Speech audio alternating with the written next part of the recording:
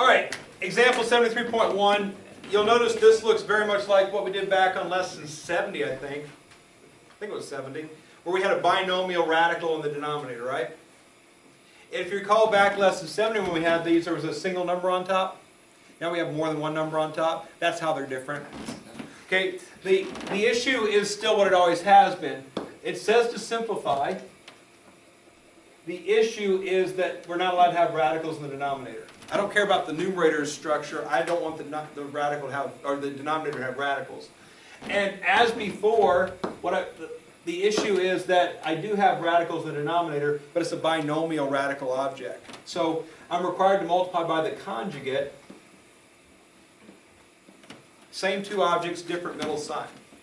So 2 stays positive 2, 3 squared root of 3 changes to positive 3 squared root of 3, and I multiply the top and the bottom of this by the exact same same thing. Okay? Where before, what I had to do on top was just a simple distributive property. One thing times the first, one thing times the second, and done. Now I've got a binomial structure times a binomial structure, so I have to FOIL the top. So looking at the top, I'll do the top in blue. If I FOIL it, first times first makes 8. Outside times outside makes positive 12 square root of 3. Inside times inside makes positive 2 times the square root of 3. Last times last makes 9. Sometimes people don't see that last times last, so let's just take a look. A square root of 3 times 3 square root of 3. The square root times the square root makes 3, right? Yeah. Times the 3 makes 9. Okay, looking at the bottom, I'll do that in red.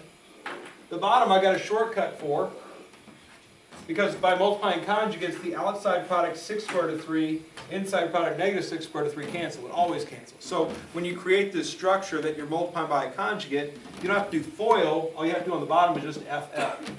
First times first, last times last. So first times first is going to be 4. Last times last, positive times negative makes a negative. And then again, I've got 3 times 3 is 9. Square root of 3 times square root of 3 is 3.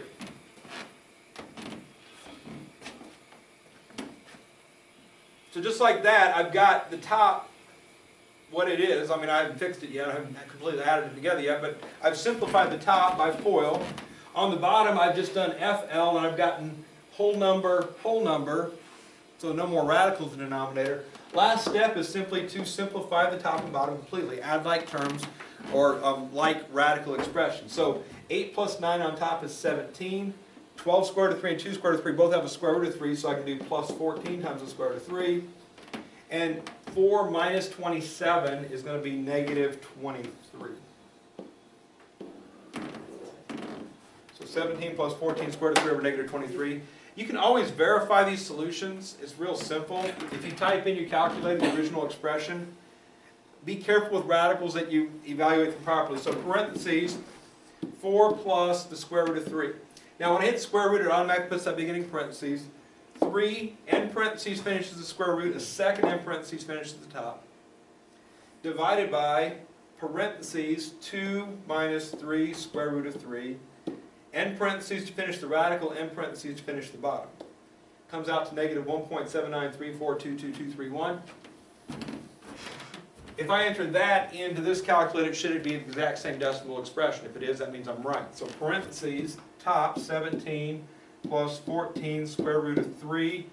End parentheses to finish the radical, end parentheses to finish the top. Divided by negative 23. Exactly the same decimal number that verifies for me that it's the right answer. So it's the right structure, stuff over a non-radical, and the overall decimal approximation of both are the same. That verifies for me that it's all been done correctly.